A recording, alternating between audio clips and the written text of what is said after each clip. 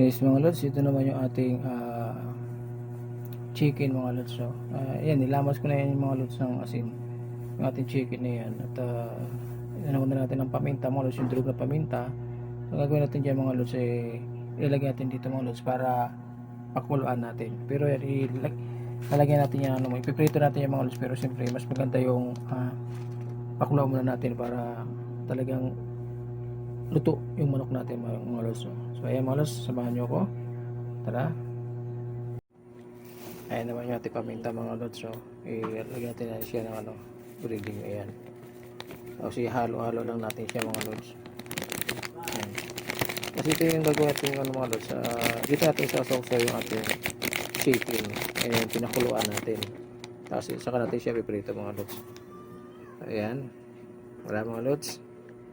So, ayan mga lods, okay na yung natin, napakuluan na natin siya.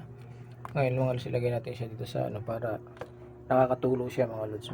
Diyan natin ilagay para yung tubig niya, ayan, makakatulo siya dyan bago natin i-sausaw sa mga lods sa kanyang breading.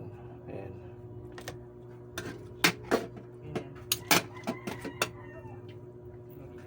Ayan. Ayan mga lods, diba? So, ano muna natin yung mga lods para makatulo siya at saka natin isawsaw doon. Okay? Ayan. Lagyan na natin mga lods. Ayan.